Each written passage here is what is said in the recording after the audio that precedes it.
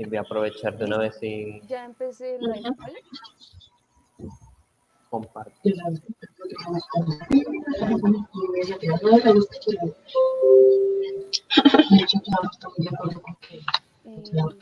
Voy a entrar.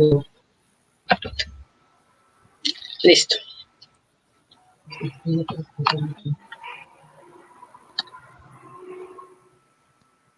Listo.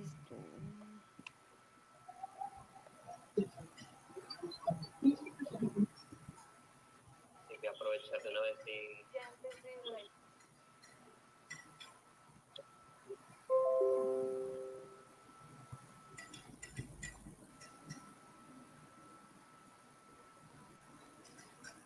Lo voy a poner en la página de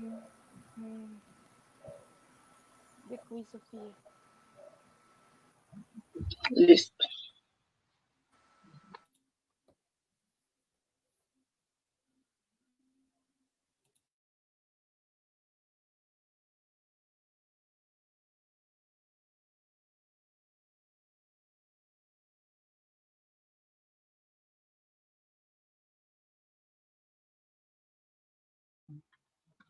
Peor.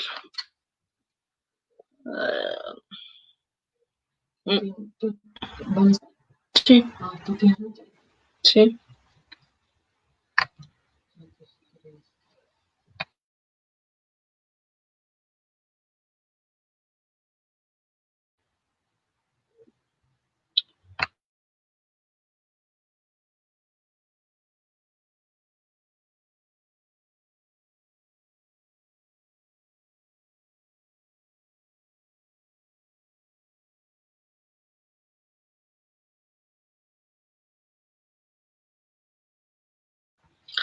Lau, ¿me confirmas por favor cuántas personas se han conectado hasta el momento? Es que no me permite ver desde acá.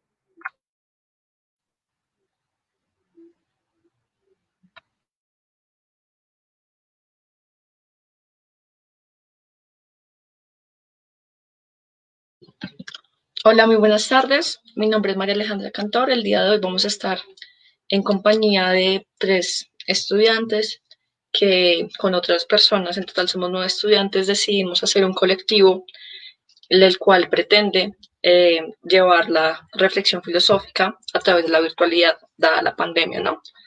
Vamos a esperar que se conecten algunas otras personas. Mientras tanto, entonces, esperemos unos momentos, por favor.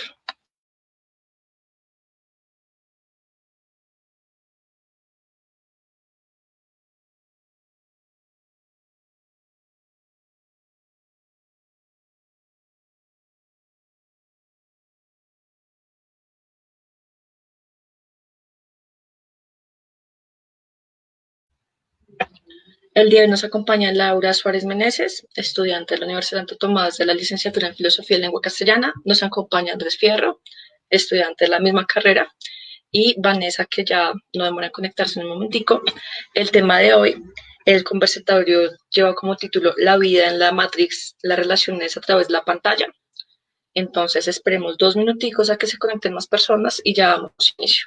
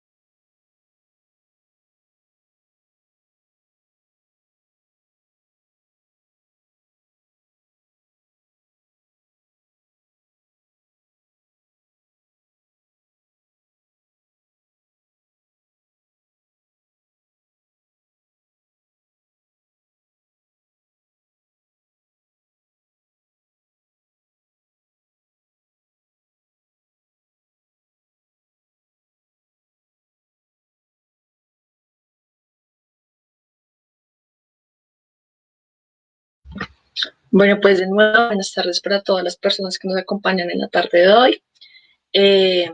Nuestra otra conferencista es Vanessa. En este momento está teniendo problemas de conectividad, sin embargo, es posible que se esté adhiriendo a la conversación en el transcurso de los próximos minutos. Por ahora les voy a hacer lectura de, digamos, la pregunta global, por decirlo de alguna manera, que pues nos va a dar cabida a este conversatorio el día de hoy. Como les había mencionado con anterioridad, hoy nos acompaña Laura Suárez y Andrés Fierro, estudiantes de la licenciatura en Filosofía y Lengua Castellana de la Universidad de Santo Tomás. Y la pregunta con la cual vamos a empezar es la siguiente. ¿Qué retos han tenido que afrontar en la virtualidad y cómo estos han afectado nuestra normalidad? Agradecemos a las personas que quieran comentar al respecto o tengan preguntas, las depositen en el en vivo y yo les estaré comunicando a los panelistas. Entonces, bienvenidos y empezamos. Muchas gracias, María Alejandra, por dar la presentación de los dos. Pues para iniciar el conversatorio, creo que un primer momento sería importante hablar sobre cómo a todos esta situación nos ha mostrado diferentes facetas acerca de no solo de nosotros mismos, sino también de las rutinas y de los lugares que solíamos frecuentar, de las dinámicas las cuales también solíamos tener, ya sea a nivel personal, en el trabajo, a nivel educativo o demás. En cuanto a los retos que se nos imponen son varios, no es porque la pandemia por sí los genere, sin más, sino porque justamente por la situación extraordinaria que es la pandemia, se tuvieron que dar una serie de respuestas a una serie de problemáticas que se venían desarrollando desde antes, pero que se exacerbaron o que se incrementaron aún más en el momento de pues, darse una situación tan extraordinaria como es la pandemia. Entonces, entre los retos podría ser el manejo del tiempo, las responsabilidades que tienen dentro de las propias universidades, la manera en la cual nosotros como estudiantes tendemos a manejar nuestros espacios y los espacios que nosotros tenemos dentro de nuestra cabeza sobre lo que es y no es la universidad.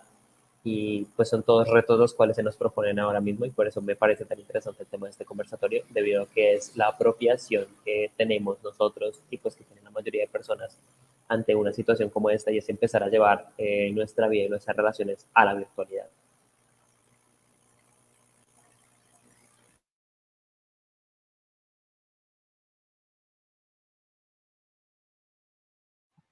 Muchas gracias, Andrés. ¿Alguna de nuestros otros dos panelistas quiere comentar algo al respecto para ir hilando este conversatorio, este tema que nos reúne el día de hoy?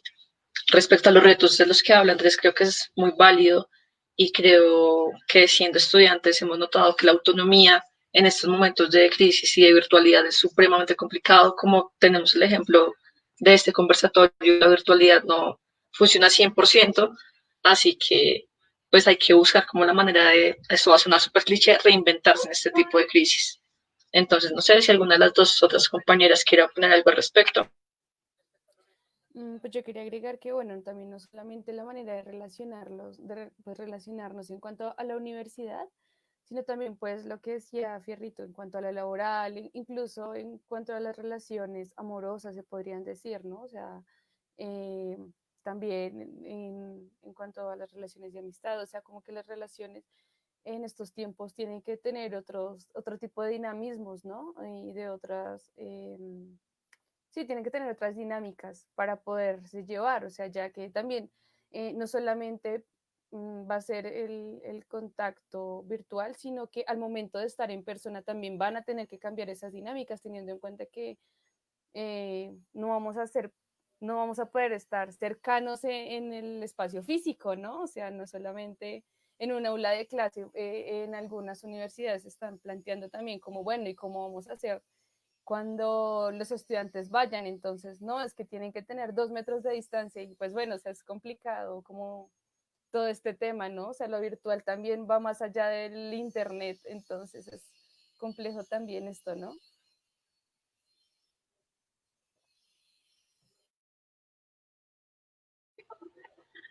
Es verdad. Vane, ¿tú tienes algo que decir?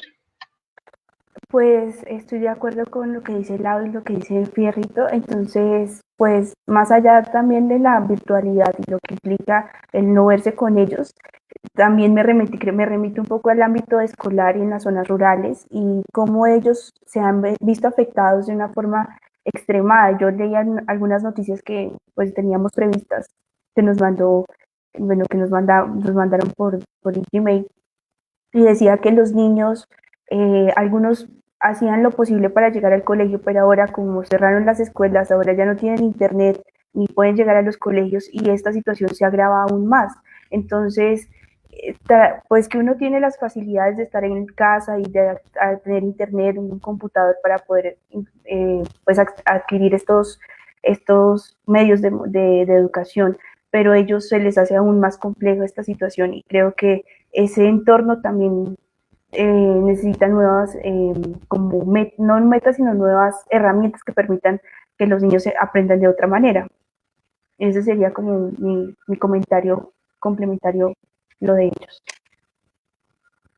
Totalmente de acuerdo, Vanessa. Andrés está pidiendo el favor, la palabra. Por favor, puedes continuar, pero no sin antes dar la bienvenida a las personas que se van adhiriendo al live. Saludar a las personas que están comentando, a Estefanía, a Miguel, y por favor, Andrés, prosigue. Pues me parece muy adecuado lo que dijo Vanessa acerca de justamente cómo se nota es dentro de zonas rurales y en zonas donde pues, no se tienen como, por así decirlo, las mismas facilidades para tener acceso a esa clase de implementos que se están utilizando ahora mismo para las prácticas educativas. Y es una situación que, como mencioné, es algo que nos hace ver una situación que venía desde antes y es el hecho de que la inversión en educación va mucho más allá de simplemente invertir en aulas o de invertir en una serie de computadores que al final pues no llegan a tener un alcance real cuando sí se necesitan o cuando se ponen a prueba como es una situación así. Entonces, pues es una situación que ya se venía desarrollando desde antes, que muestra una serie de verdaderas falencias y de carencias dentro de las instituciones, dentro de las prácticas, dentro incluso de los propios profesores a la hora de no tener como una visión que vaya más allá de las aulas de clase y de cómo saber implementar esos elementos que les son dados. Y que todo se vio de repente exacerbado y que se vio como en una situación tan crítica y se vio puesto a prueba y pues se está dando cuenta que está fallando de muchas maneras diferentes. Entonces, por eso me parece muy adecuado lo que decía Vanessa, e incluso sin tener que irnos hacia el contexto rural, incluso dentro de los mismos colegios, en algunos colegios de ciertos sectores de Bogotá, se muestra cómo muchos de los niños y de los estudiantes no tienen los medios, por una u otra razón, para poder acceder a todas las prácticas que están proponiendo las instituciones.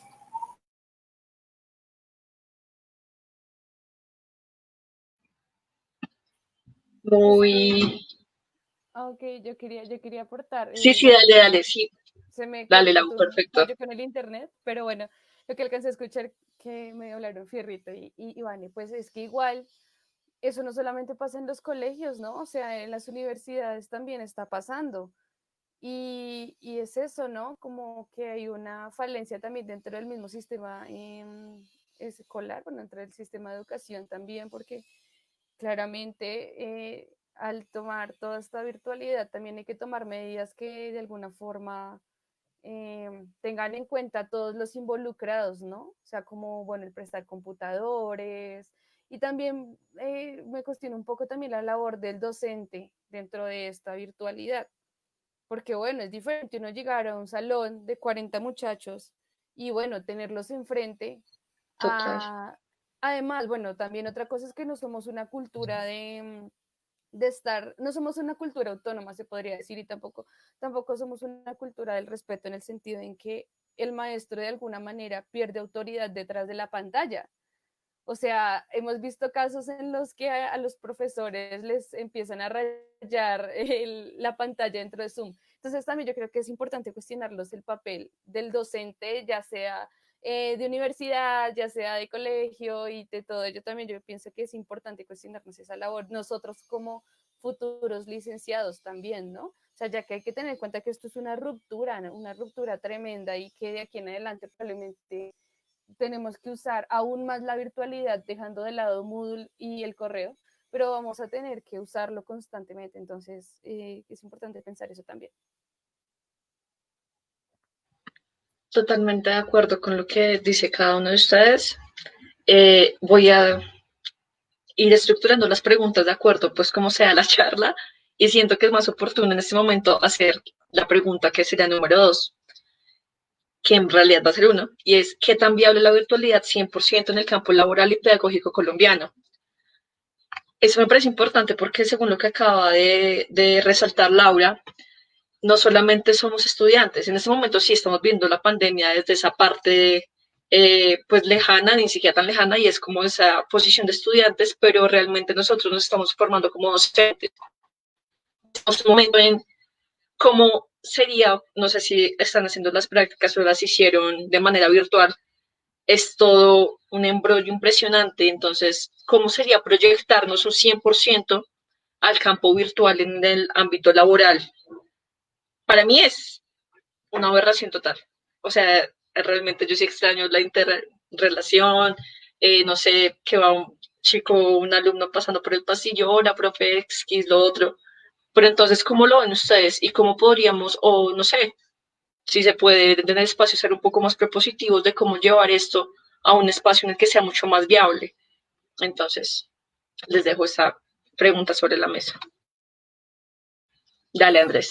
Pues, perdón por, por ser el primero, pero dentro de esa pregunta quería enfocarme sobre todo en el testimonio de una persona que es muy cercana a mí, que es mi novia, que empezó durante este mismo semestre a estudiar de manera virtual en la UNAD, en la Universidad Nacional Abierta y a Distancia, que tiene una modalidad completamente virtual y que justamente me hizo replantearme varias cosas que yo había pensado y que tenía, por así decirlo, ciertos prejuicios que tenía ante la educación virtual y que también me ha enseñado cómo realmente se pueden implementar estrategias y dinámicas las cuales hacen uso tanto de la interacción docente como de verdaderas prácticas novedosas para utilizar las tecnologías de la información y la comunicación. Y es que justamente una de las cosas que más se resalta dentro de pues, muchos de los escritos y diversos ensayos que se han realizado durante este periodo de tiempo, durante esta situación como es la de la pandemia, es el hecho de que es más que nunca necesario el hecho de empezar a implementar la tecnología y las tecnologías de la información y la comunicación dentro de la pedagogía, debido a que estas de por sí no tienen como un ámbito pedagógico innato a ellas. Es decir, cuando pensamos en tecnología no estamos pensando necesariamente en el uso didáctico que se les pueda dar, sino que ese uso didáctico tiene que ser inventado y tiene que ser creado y tiene que ser imaginado por profesores, por personas como nosotros que nos estamos formando justamente para formar nuevas generaciones que están mucho más relacionadas con esa clase de ambientes. Y por eso la experiencia y el testimonio que me dio ella me parece tan importante, porque es el hecho de mirar cómo, sí, yo personalmente también preferiría y prefiero por pura costumbre, pero también por gusto propio, las clases de manera presencial, porque pues uno de alguna manera genera relaciones de una manera más directa, pero incluso el aprendizaje mediado por la virtualidad permite y tiene otra serie de ventajas. Permite que personas con discapacidades o de poblaciones vulnerables puedan acceder a la educación superior, permite que personas que tienen, que por así decirlo, tienen que mantenerse o que tienen que trabajar continuamente por su sustento, puedan hacerlo y al mismo tiempo estar estudiando, y permite una serie de posibilidades diferentes, las cuales no necesariamente tiene que, pues como decía María Alejandra, ser una aberración, sino como una alternativa o una manera válida para acceder a la educación superior y una manera válida para realmente construirse como persona a pesar de ciertas dificultades que puedan haber detrás. Entonces, esa es la perspectiva que estoy poniendo para poder discutirla desde ahí, esta segunda pregunta. Bueno, digamos que en cuanto a lo que dijo Andrés, yo quisiera agregar, bueno, no sé si agregar y discutir, pero, por ejemplo, bueno, en nuestra área, que es filosofía y lengua castellana, filosofía y letras, es, es, digamos que es un poquito más fácil esta cuestión de la virtualidad, ¿no? Porque, bueno, digamos que nosotros nomás, bueno, nos pasan un PDF, hacemos el escrito y se acabó. Bueno, ya, el caso es que, bueno, que no es tan fácil, pero el caso es que hay otras que son muchísimo más prácticas, son más de cuestión manual, como la arquitectura, como la medicina.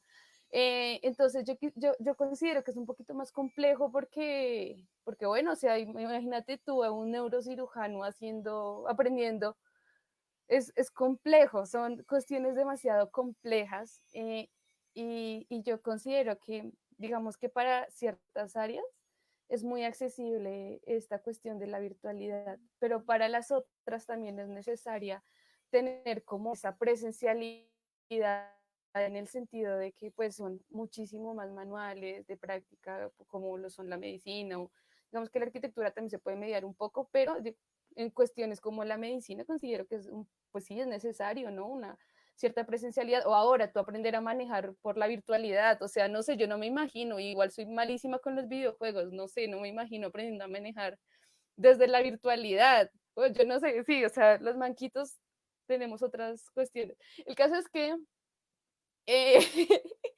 hay ciertas cosas que de verdad necesitan de lo presencial. Entonces yo pongo en discusión eso de que todo pueda ser virtual, de que todo pueda estar mediado por lo tecnológico.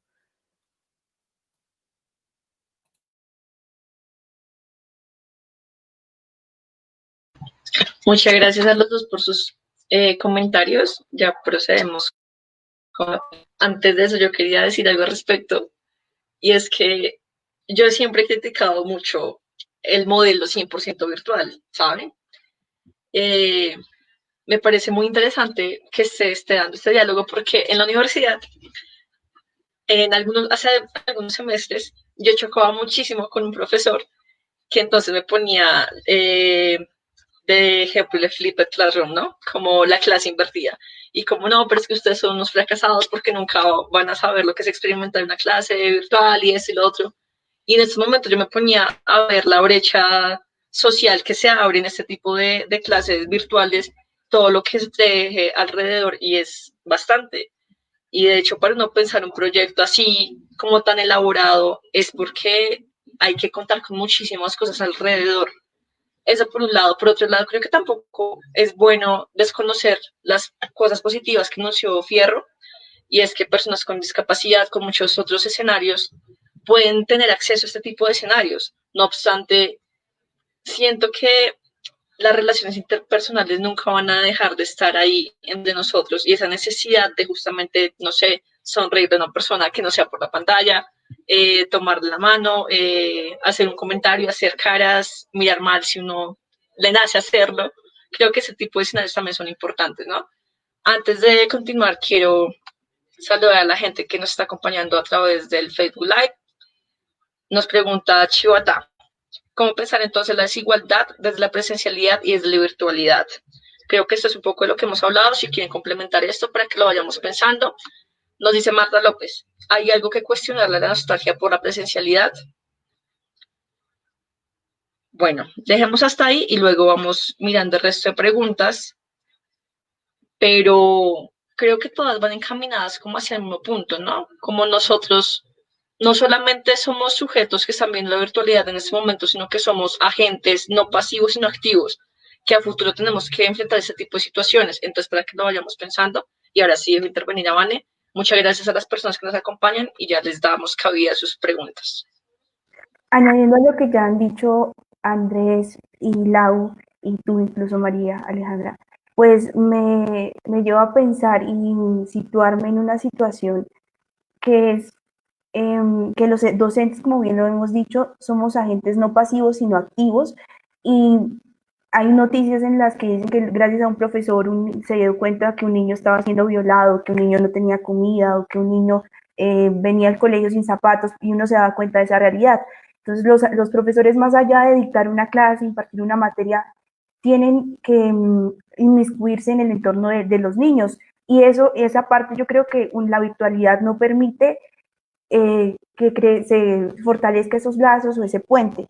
En esa cuestión, pues ahí se me hace un poco complejo esa situación, pero me parece igual, yo estoy de acuerdo que la virtualidad ofrece varias oportunidades y nuevos retos a emprender, pero también hay que tener en cuenta que en Colombia nuestros contextos son muy diferentes, muy distintos, y es un poco complejo, un poco como difícil para el profesor emprender esas metas, pero no imposible. Y eso es lo que nos estamos formando nosotros como futuros docentes, en tratar de brindarle a los estudiantes un espacio que puedan aprender y que nosotros también aprendemos de ellos. pero es un poco complejo. Sería ese el comentario, añadiendo a lo que ya han dicho Lau y Andrés Fierro. Dale, Andrés. Creo que Y luego justamente, Lau. creo que justamente el matiz que tiene la pregunta al hablar sobre una 100, o sea, como una implementación al 100% de la virtualidad dentro de los espacios académicos o laborales es la que tiene como la verdadera, el verdadero punto de discusión. Porque sí es cierto que es muy poco probable el pensar en una práctica educativa completamente virtual o completamente mediada por medios virtuales, sobre todo en ciertos aspectos que necesitan justamente ser prácticos y que necesitan por definición o por simplemente la clase de conocimiento que se está impartiendo, por decirlo de alguna manera, necesitan ser prácticos y tienen que salir de esa misma virtualidad. Yo lo que estaba diciendo, o mi posición frente al hecho, es que no podemos negar en ningún momento el hecho de que la virtualidad es algo que entra dentro de nuestras vidas constantemente, ya llegados a este punto por así decirlo, del desarrollo tecnológico en el que estamos.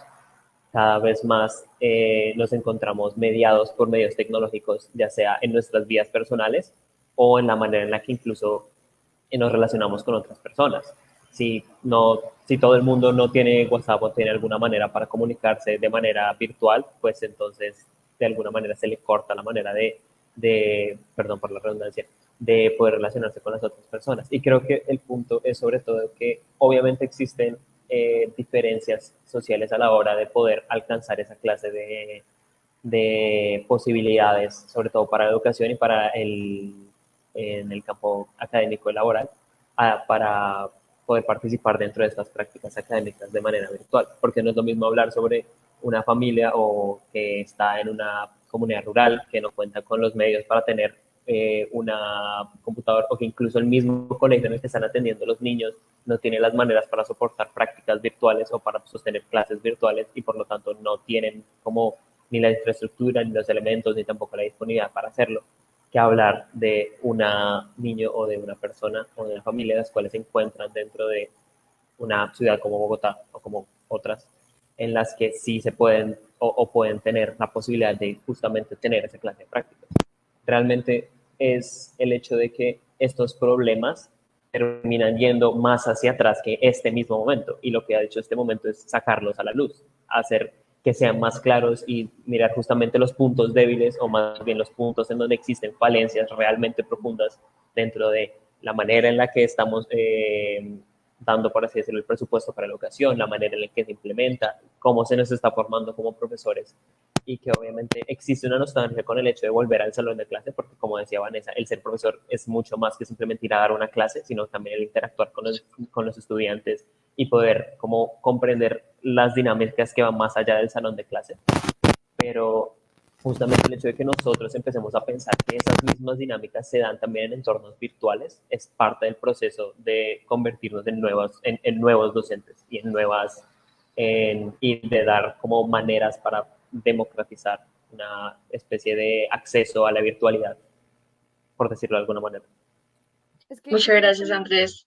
en ese Dale, punto Lau. también hay que repensar un poco, porque, por ejemplo, lo que estaba diciendo anteriormente, como en un salón de 40 estudiantes, es muy complicado interactuar con cada uno, y más cuando, por ejemplo, es muy delicada la ley en cuanto a que se vea el rostro de los niños en las grabaciones, en las fotografías. O sea, digamos que la legislación colombiana en ese tema, por ser niños, es muy complicada. Digamos que nosotros en nuestras clases de la universidad es un poquito más fácil, pero en cuanto a la legislación colombiana, todo lo que tiene que ver con niños es demasiado complicado. Y eso que pasa, que es lo que dice Vane, ese acercamiento con el estudiante es aún más complejo. Bueno, digamos que puede que a veces tampoco no se puede dejar a todos los estudiantes con el micrófono prendido. Y por ejemplo, una amiga me acaba de escribir como temas como la psicología mediante lo virtual es demasiado complicado, porque tú también lees esas expresiones corporales, y creo que alguien también estaba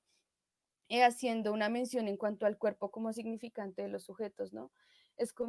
Digamos que de alguna manera se pierde un poco eso, ¿no?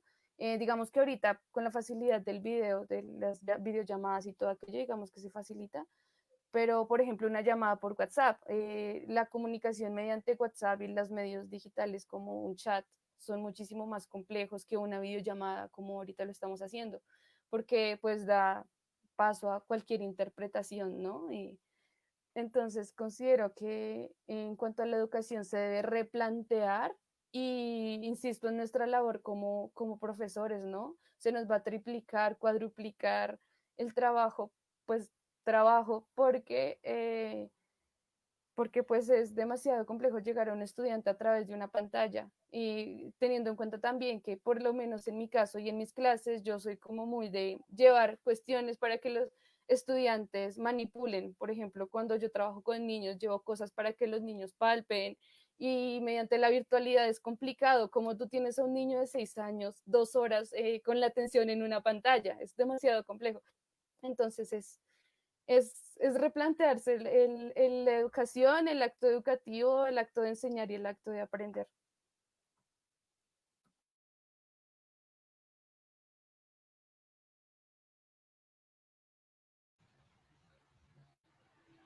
Bueno, pues, Vane, ¿vas a intervenir? No, pues añadiendo a lo que ya han dicho es que aparte del papel que juegan los profesores en la educación también, ahora se invirtieron los roles porque los papás son los que tienen que estar pendientes de los niños, Total. de las actividades, de las tareas diarias y eso también implica o afecta el campo laboral de los padres porque relacionarlo un poco con lo de la profesión, porque los niños, bueno, la educación de los niños es importante, pero ahora tienen que mantener un horario y no solamente centrarse en una cosa, sino atender todo lo de la casa y eso se les complica a los padres de familia y los padres de familia tienen que asumir prácticamente el rol que asumimos los docentes. Sería como ese comentario, ese aporte. Dale, Andrés. Perdón por intervenir. Antes de pasar a la siguiente pregunta, porque sé que tenemos más, pero un comentario que hizo, ay, se me perdió, perdón.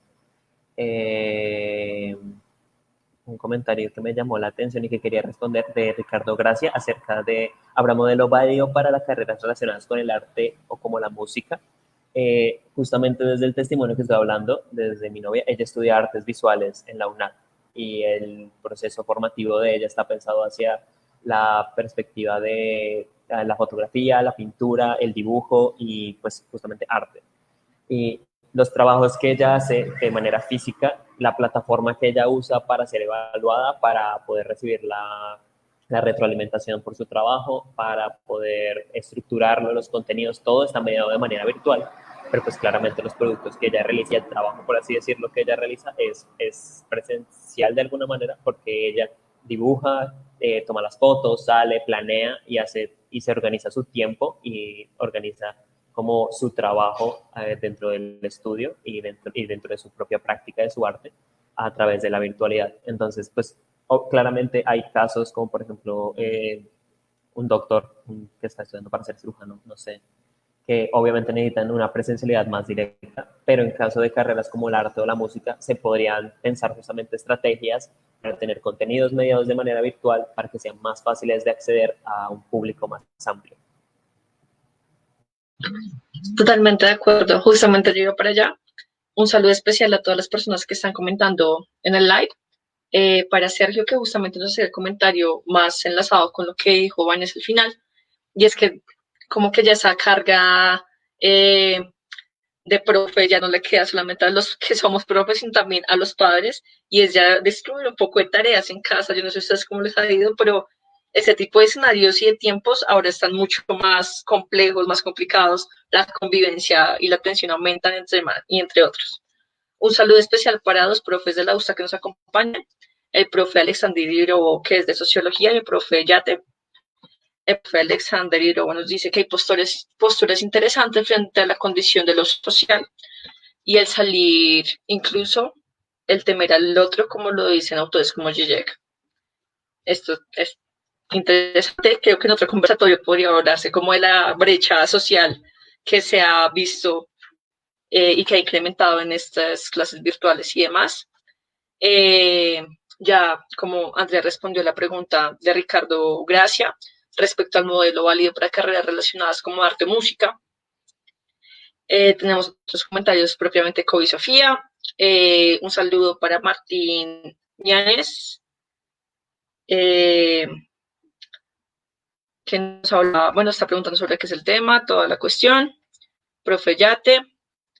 Marta López dice, ¿el cuerpo como significante de los sujetos se ve relegado a la interacción virtual?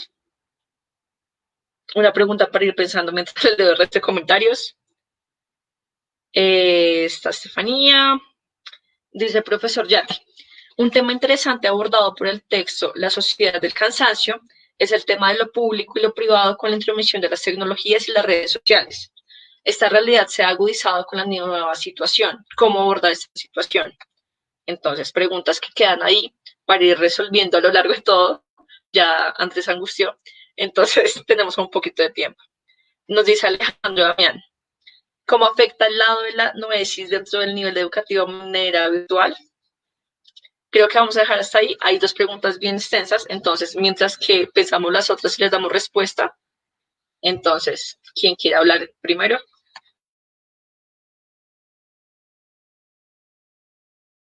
Dale, Andrés. Pues personalmente quería abordar la pregunta del profesor Yate, porque no necesariamente se necesitó justamente la situación actual para darse cuenta de que ya desde hace mucho existe una clara, la línea entre lo privado y lo público dejó de distinguirse dentro de la virtualidad desde hace mucho tiempo, al menos desde hace unos, bueno, no mucho, digamos 8 años, desde 2016 con todo el escándalo acerca de, por ejemplo, se me olvidó el nombre, el escándalo durante las elecciones en Estados Unidos y Facebook, las elecciones de Big Data, diferentes como casos que se fueron dando a través de estos años que han demostrado que realmente no existe una diferencia real entre lo público y lo privado cuando se habla del aspecto de la virtualidad. Incluso cuando se están trabajando bajo, por ejemplo, nombres anónimos o bajo direcciones IP, bajo avatares virtuales, los cuales permiten una especie de anonimato. Realmente eso que nosotros llamamos como privado dentro de nuestras vidas, en el momento en el que empieza a ser parte de un entorno virtual, empieza a ser parte también de algo público, a pesar de que nosotros no lo queramos o a pesar de que solo lo compartamos con nuestros amigos, por ejemplo, en Facebook. Y también quería hablar acerca de la pregunta de Fendi Ariadne, acerca de cómo sobrellevar la delicada salud mental que muchos individuos sufren constantemente en su vida social. Y creo que también desde la perspectiva, y para mantener el anonimato de mi fuente, eh, desde la perspectiva del aprendizaje virtual, justamente lo que estaba diciendo era que se habla de la posibilidad para que diferentes personas con diferentes dificultades para acceder de manera normal a una educación superior o a la educación en general de manera presencial puedan hacerlo. Por ejemplo, personas con discapacidades pueden empezar a través de la virtualidad a tener nuevos formatos para poder acceder a la educación a través de contenidos audiovisuales, a través de nuevas maneras de aprender contenidos, a través de plataformas que, por ejemplo, den acceso a textos en braille a través de la virtualidad. Y las personas que padecen o que poseen situaciones de salud mental, la cual es delicada, por sea el motivo que éste se presente, justamente tienen en la virtualidad la capacidad de poder acceder a la educación superior afrontando esa situación por la que pasan y esa situación con la que han estado luchando y por la cual se han esforzado y que a pesar de tenerla, quieren seguir estudiando y quieren seguir saliendo adelante y se han esforzado para justamente lograr conseguir el hecho de, por ejemplo, estudiar o estudiar algo que les gusta. Entonces, ese sería mi aporte. Esos serían los dos aportes por mi parte. Gracias, Andrés. Lau.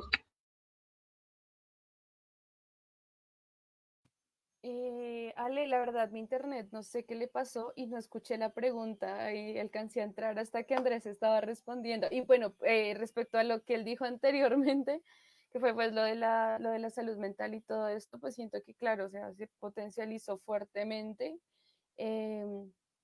pues en esta pandemia, ¿no? O sea, claramente el encierro y nos afecta a todos y no solamente el encierro, sino todos los problemas que hay detrás de ello. Y eso, algo que hablábamos la semana pasada, es como, bueno, muchos estamos en este privilegio del encierro, pero otras personas también han tenido que vivir del día a día y esto potencializa, o sea, de una u otra manera potencializa la salud mental, ¿no? La desequilibra y es algo que también no, pues considero que no estamos preparados porque lo que decía, lo que mencionaba anteriormente, o sea, hacer una consulta psicológica vía teléfono es terrible. O sea, para el paciente, tanto para el paciente como para el Total. psicólogo, es terrible. Es terrible. Yo creo que la mayoría de nosotros que hemos tenido atención psicológica en esta época lo sabemos, o sea, no se avanza tanto como, y yo pienso que también eso es porque somos de pronto, no sé si una cultura o demasiado en la cual es necesario que el otro esté enfrente para sentirlo más cercano, ¿no? Ujú. Entonces, es muy complicado el pensar en que la cercanía va a ir muchísimo más allá de una pantalla, ¿no? O sea, el ser cercano va a pasar no solamente a un espacio físico, sino también a otro tipo de espacios. Y eso también implica lo educativo, cómo vamos a ser cercanos en el plano educativo, en el plano laboral. Eh, es complicado. Y bueno, acá dicen qué dimensiones de otro semestre virtual. Yo pensaría que pese a la crisis, yo no sé, yo considero que es prudente otro semestre virtual. Van a O ser sea, virtual. yo considero que es prudente. Porque pues yo vivo en un pueblito muy lejos, pues no muy lejos de Bogotá, pero pues yo vivo en un pueblito y acá la verdad está muy complicada la situación. No me imagino cómo está en Bogotá. O sea, si acá la verdad estamos a punta de pico y cédula y a baños de alcohol cada 10 minutos, no me imagino cómo está en Bogotá en sectores como en Kennedy o en los sectores, digamos, en los sectores de invasión, en las zonas donde las personas no cuentan con los recursos necesarios para, digamos, tener pues toda esta cuestión de la sanitización y todo aquello. Entonces, no sé, lo que hablamos la vez pasada, en el conversatorio pasado, esta pandemia está mostrando muchos problemas sociales que hemos estado ignorando anteriormente. Entonces, me parece bueno, sí, en resumen, me parece que también, digamos que ya volviendo a lo de la educación virtual, es prudente otro semestre virtual.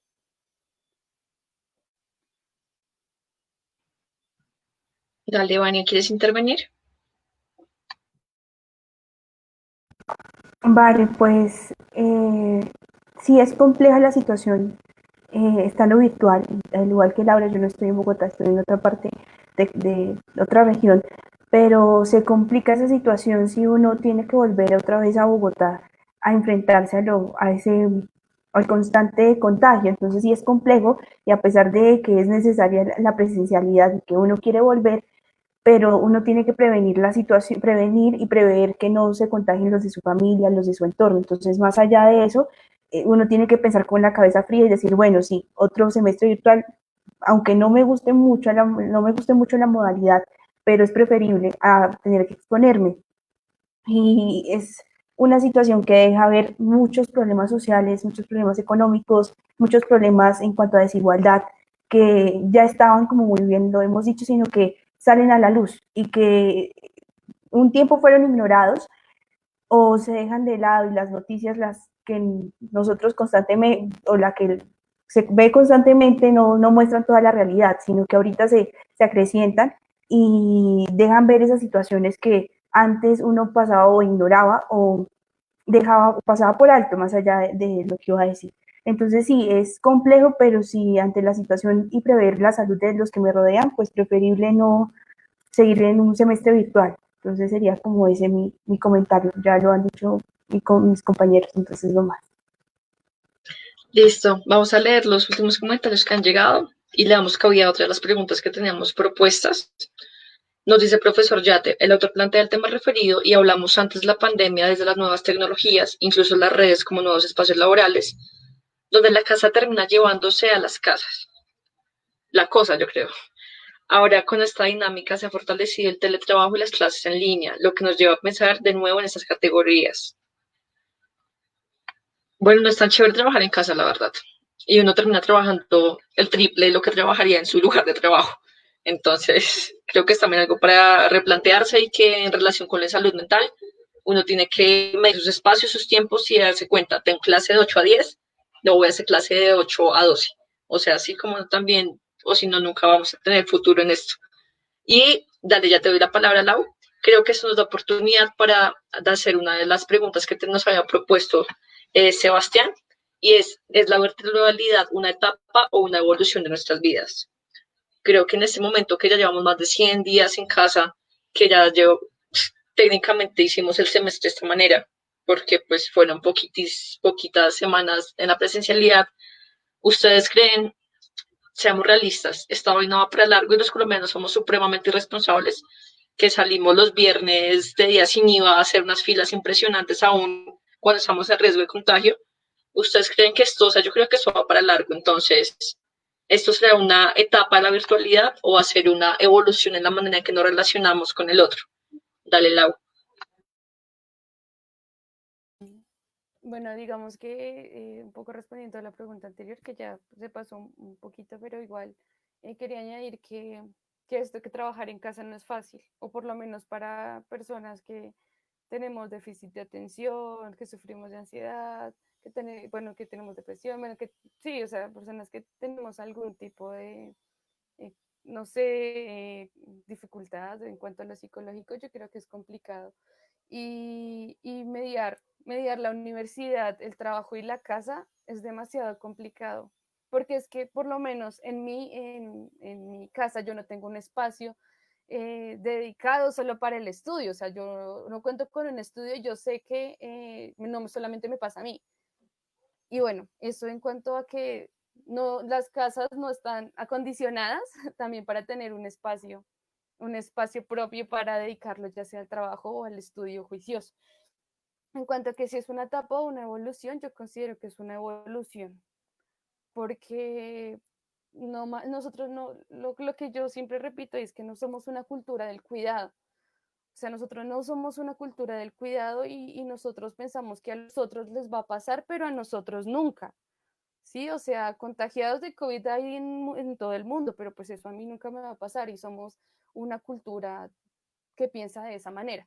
Entonces yo considero que, bueno, puede que pase el virus, que pase la pandemia, pero, pero vamos a tener que seguir con ciertos cuidados, con el uso del tapabocas, con los baños de alcohol, el uso de gel antibacterial y todo aquello, y lo virtual es una de esas dinámicas que se van a tener que tener de aquí a lo largo, yo considero, porque pues también va a ser complicada las reuniones, no sé, la reunión de multitudes, yo pues no sé, yo considero que un rock al parque de aquí a unos 5 años, o sea, yo no me imagino el otro año un rock al parque, con toda la tristeza del mundo, pero sí, o sea, yo considero que esto es una evolución más que una etapa, y ya.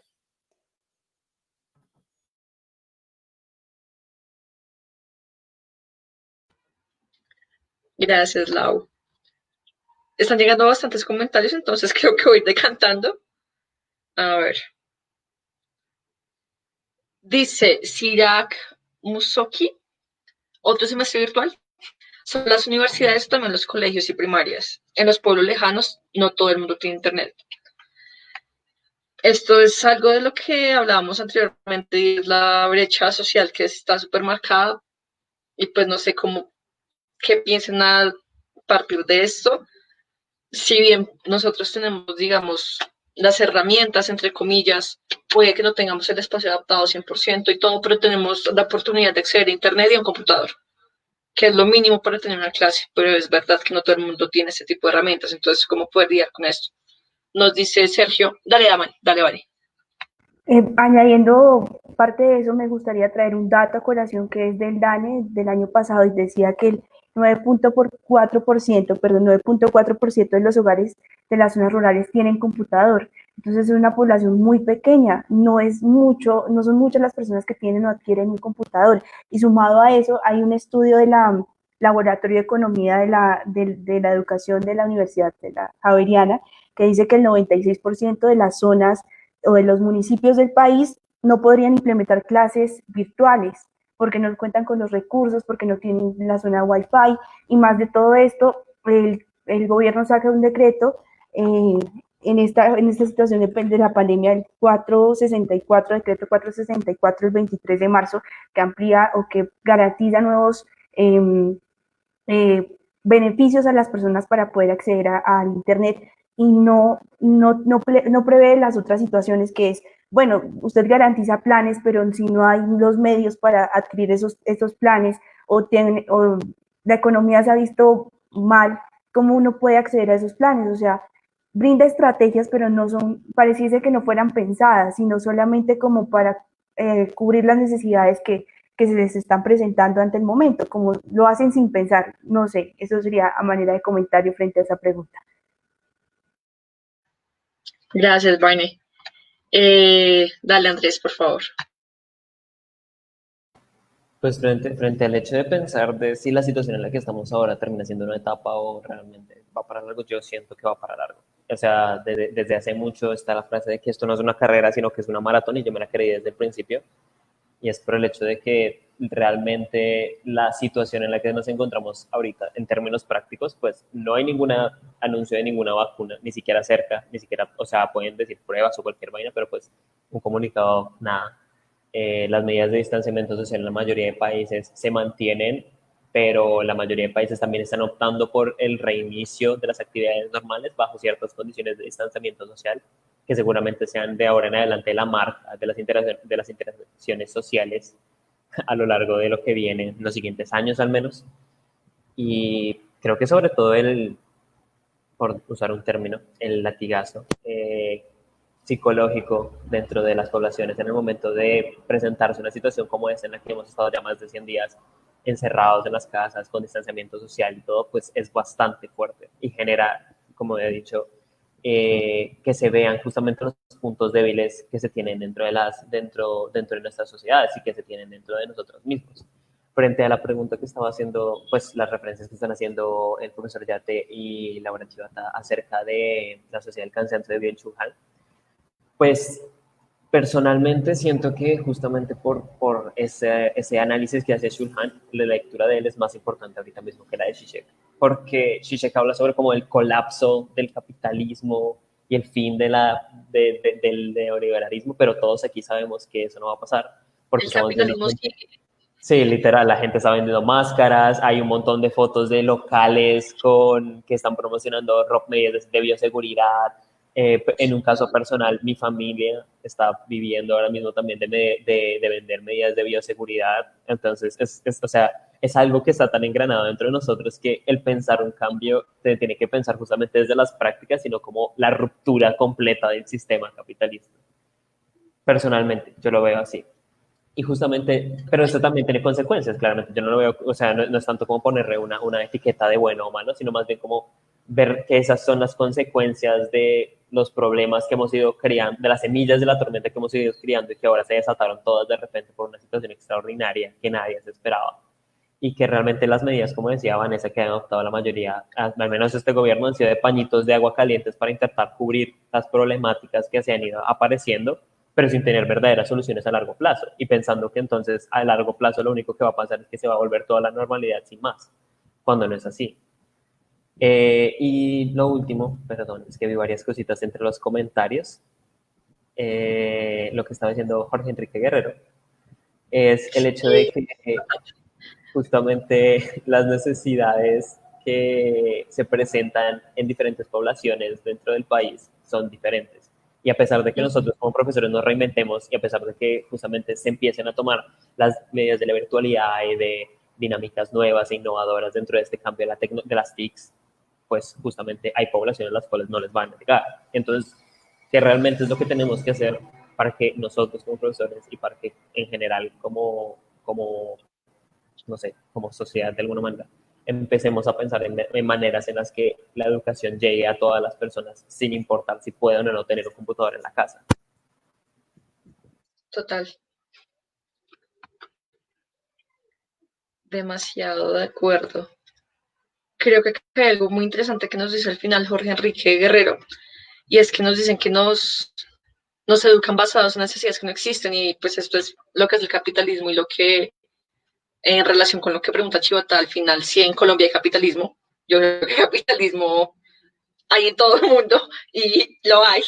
Y esas necesidades son ese tipo de artefactos, de elementos que no tienen ninguna finalidad en la vida, pero que aún así nosotras nos venden cosas que no necesitamos para pagar con dinero que no tenemos. Entonces empiezan y nos ofrecen, nos lo llaman cada rato, tarjetas de crédito, esto, lo otro, día sin IVA, nos venden todas las oportunidades de la vida para endeudarnos comprando cosas que realmente no necesitamos. Pero entonces, pues, eso no es, creo que está solamente un factor cultural o idiosincrasia colombiana, sino que es ese gran fiebre por consumir que nos invade alrededor de todo el mundo, ¿no? Nos preguntan, ¿el fin del capitalismo sin fin? No sé qué piensan al respecto. Voy a ir con la última pregunta, como ya para ir cerrando más o menos este círculo, que es una de las que nos había propuesto nuestro compañero Sebastián, y es, en ese momento que estamos todos a través de la pantalla y que hace como 15 días salió el avatar de Facebook y todo el mundo sin como con esta vaina y a partir de eso, ¿qué implica vernos como meros avatares y no como nosotros mismos? Ya no vemos o no percibimos a las personas de igual manera más que mediante esto. Entonces, ¿qué implica ese tipo de escenarios? Lau, por favor. Pues es que no sé, yo considero que en cuanto a las relaciones interpersonales, esta virtualidad puede ser un arma de doble filo. ¿En qué sentido? En que mediante la virtualidad tú puedes actuar, puedes actuarte, podría ser, puedes hacer un performance de lo que tú eres. En cambio, desde tú, o sea, si a mí en plena clase me sacan el mal genio, pues yo sé que voy a reaccionar como yo soy. En cambio, yo considero que tú puedes, digamos que fingir un cierto, sí, puedes fingir dentro de todos estos medios, ¿no? Por lo menos en una entrevista de trabajo que se haga desde lo virtual. O incluso algo que vi la semana pasada es que en plena evaluación todos tenían Google abierto así en pestañas, entonces es eso, ¿no? O sea, nosotros no somos una cultura que está acostumbrada a ser sincera y a mostrarse como es, sino somos una cultura que está acostumbrada a mostrarse por lo que el otro quiere ver, no por lo que se es. Entonces, considero que, no sé, el ser desde lo virtual, no sé, pienso que se puede manipular toda esta verdad y crear posverdades de lo que uno mismo es y de lo que los otros son. Entonces, no sé, en cuanto a las relaciones, cuánta veracidad hay dentro de ellas y todo eso, pues son cosas que yo pienso y que me cuestiono. Y también lo mismo de lo que estaba comentando anteriormente, cómo se interpreta la realidad a través de la virtualidad, que es algo también que es complejo. No solamente pensarlo desde el avatar de Facebook, sino también desde el sujeto, ¿no? Desde el sujeto que está detrás de una pantalla. Y ya. Dale, Andrés. Siento que justamente eso que dice Laura acerca de que el avatar no simplemente es como el personaje que uno se arma, sino que es en general también las reacciones que se tienen, incluso dentro de, por ejemplo, una clase en Meet. No es lo mismo el hecho, y yo lo sé porque me pongo a mí mismo de ejemplo, de que yo no soy el mismo en una clase de Meet igual que en una clase normal, porque en una clase de Meet yo estoy en mi cuarto, y yo estoy en mi cuarto con mis cosas y tengo mi cerebro pensando como, ¿qué haces en una clase? No deberías, tú no deberías estar haciendo esto acá. Y es en parte aquí donde quería traer la pregunta que también hacía el profesor Yate, porque estaba haciendo preguntas interesantes, acerca de la línea que existe entre la casa y el hogar, y, perdón, entre el trabajo y el aula y el hogar, entre los espacios donde usualmente nosotros tenemos nuestra cabeza, o sea, el espacio físico como tal, en el cual nosotros tenemos nuestra cabeza para decir, ah, no, aquí estoy estudiando, entonces tu cerebro se concentra en estudiar o en concentrarte o en poner tu atención en tal cosa, mientras que en tu casa tú dices, ah, no, estoy en mi casa, entonces puedo ir a dormir, puedo ir a ver otra cosa, me cocino algo, cosas así. Entonces el choque que genera el que ambas, por así decirlo, ambos lugares se choquen de esa manera, valga la redundancia, hace que uno pierda la relación entre uno y otro. Y ese es el momento en el que, por ejemplo, pueden estar hablando el profesor en la clase de mí, pero yo no me he bañado, entonces me voy a ir a bañar porque está haciendo, no sé, mucho calor o me siento incómodo, cualquier vaina. Y justamente esa situación es la que me parece que más complica todo lo que se está viviendo. El hecho de justamente tener, al menos para alguien o para las personas que tenemos como déficit de atención o cosas así, el hecho de intentar distanciar una cosa de la otra en el momento en el que estamos en el mismo espacio físico es muy difícil. Sí, entonces frente a eso quería ponerlo. Y el avatar es más o menos como la manera en la que nosotros hacemos y vivimos y nuestro cerebro se comporta dentro de un espacio físico o dentro de un espacio emocional o cualquier cosa determinado. Entonces, pues usualmente yo lo vería como más por ese lado que por el simplemente una representación de uno mismo, sino como las dos personalidades, por así decirlo, de la misma persona que chocan en diferentes espacios. Gracias, Andrés. Dale, Lau. Pues yo quería agregar también que digamos que sumado a lo que dijo Andrés, es como esta facilidad que nos da la virtualidad de simplemente escapar, ¿no? O sea, pues yo sé que si me siento incómoda, un ejemplo, en este en vivo, yo cancelo la llamada y me voy a dormir. Entonces, yo creo que también es eso, ¿no? Es como la facilidad que nos da esta virtualidad de no afrontar esta realidad, ¿no? Y que también es cuestionable el pensar que no sé, como que el acto físico de estar con alguien representa también un reto, ¿no? Y que esta virtualidad nos ofrece también este tipo de facilidades de escapar simplemente y de eliminar un comentario si siento que lo he dicho mal o cosas así, ¿no? O sea, el retractarse, pero retractarse en el hecho de eliminar todo aquello que pasó y no simplemente repensar lo que yo he hecho. Y ya. Como que se anula esa parte reflexiva, ¿no? Exactamente, lo anula. O sea, yo sé que dije algo mal y yo sé que en persona tengo que de explicar el por qué lo he dicho. En cambio, sé que en un comentario simplemente lo elimino y los que lo alcanzaron a ver, pues muy bien, pero quienes no, no se van a dar cuenta de que esto pasó. Entonces es eso, ¿no? Bueno, ya terminamos con el comentario de Chivata y ya le damos cabida a Vanessa. ¿Les parece? Dice Kobe Sofía en primera instancia, ¿no? Creo que es un poco tarde para tocar esa reflexión, pero el texto de Cerebros en cubeta de Hilary Podman hubiera cabido perfectamente. Eso me recuerda a las clases de Slava, lo cual me da un poquito de miedo. Pero entonces no sé qué ustedes qué piensan, ya que estamos hablando justamente de una Matrix, ¿no? Y cómo estamos configurados, cómo esta parte reflexiva queda un poco anulada y cómo simplemente somos como ganado que va hacia la misma dirección. Entonces creo que esto podría ser muy válido ya para ir cerrando este conversatorio el día de hoy y nos dice Chivata, que implica que representemos nuestras emociones, por ejemplo, con las reacciones de Facebook. Hace parte de entendernos sin el cuerpo a lo Demócrito. Esto ya es algo ya bien filosófico, bien profundo. Entonces lo dejo para ustedes. Vani, por favor, continúa. Vale, entonces, sí, yo concuerdo igual que los de mis demás compañeros que la virtualidad implica que uno se coloque ciertas capas sobre sí para poder demostrar algo que uno no es. Y me lleva a nombrar las historias de Instagram que uno sube, o hay historias que suben el té y la niña comiendo súper saludable, pero en realidad desenfocan esa foto y en realidad es otra realidad. Y creo que eso es, uno no muestra lo que uno quiere, sino los lados bonitos, las aristas bonitas del ser humano, por así decirlo. Entonces, esa virtualidad implica eso. No sé, pues es mi comentario. Y también me lleva a decir que asimismo como que es otra forma de concebirlos, por así decirlo, sino los lenguajes también van cambiando conforme a esto, conforme a esta virtualidad. Y lo que decía Chivata, nuestra compañera Chivata, las reacciones que crea Facebook. Entonces, uno ya no se expresa por palabras, sino solamente está conforme, desconforme, triste, enojado, y a uno lo evalúan por eso. Uno forma más un carácter que en realidad una expresión en general, no, sino solamente se convierte en un carácter más. Entonces, se ve como un poco delimitado también la expresión y el uso y el enriquecimiento de nuestro lenguaje. Solamente sería ese comentario. Dale, Lau. Claro, digamos, eso pues también lleva a crear una serie de neologismos, ¿no? O sea, por ejemplo, ¿cómo estás? Entonces, no, Laura Sat, y ya, eso resume todo, omitir intro.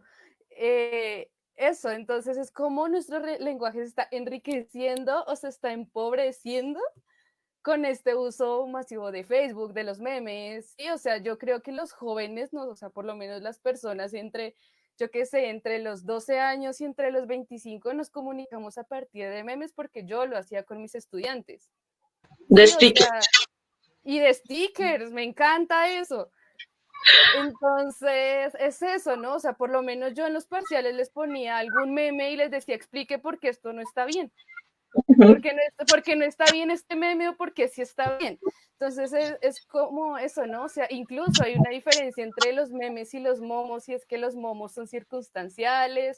O sea, es una cuestión súper compleja, ¿no? O sea, que va más allá de simplemente el acto comunicativo, ¿no? O sea, y no sé si sea bueno o malo, o sea, digamos que es bueno y es verdad que el lenguaje es dinámico, la lengua es dinámica, pero ¿en qué punto hace que ese lenguaje sea accesible para todos? Que yo me puedo comunicar con mi abuela de 68 años a punta de memes, no lo creo. Entonces es eso, ¿no? ¿En qué sentido el lenguaje? Bueno, este tipo de interacciones hace que se enriquezca o no la comunicación. Muchas gracias. Nos quedan 7 minuticos, entonces voy a dar un saludo especial a todas las personas que nos han estado acompañando el día de hoy. Hay una amiga del colegio, así que un saludo para Tefa. Y nos dice Leonardo Arroyave: estoy de acuerdo con Laura, la virtualidad no conlleva a no tomar conciencia de la realidad partiendo de eliminar el post, fotos, y conlleva la no madurez de la realidad y la historia. Uy, no sé, ¿por qué acá estamos hablando de madurez? Y no sé hasta qué punto nos hacemos más inmaduros o menos inmaduros por eliminar una foto o un post. Entonces creo que con esto podríamos como ir cerrando, no sé qué les parece. Y nos dice Checho, una nueva semiosis. No sé, estamos como bastante profundos.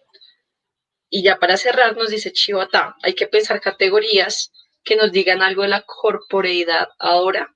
Las manos se convirtieron en casi todo. Creo que con ese tema de la corporeidad podemos terminar, así que les doy la palabra y de nuevo un saludo especial para todas las personas que nos acompañaron el día de hoy.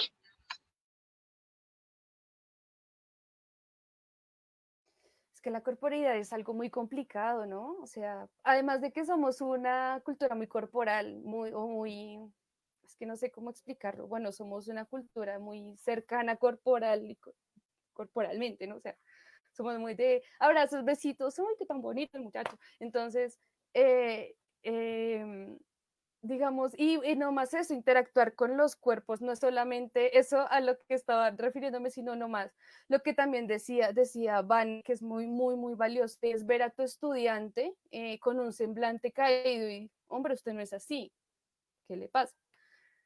Yo, no sé, yo siento que el cuerpo, no, o sea, el cuerpo es muy complejo y digamos que en el tema de el leer al otro, a veces es también fundamental para que se dé una relación,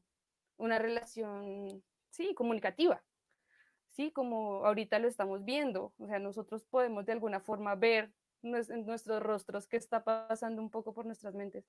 Entonces, no sé, considero yo, ver una clase desde Zoom es muy complejo, por lo menos para mí lo era, porque soy una persona demasiado visual.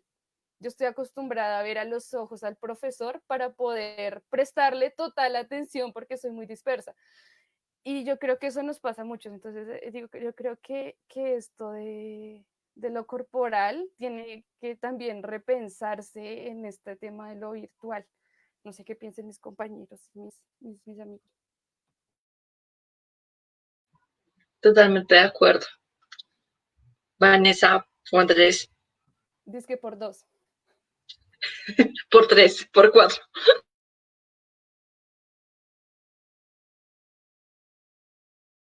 No, pues, bueno, si quieres, dale, Vanessa.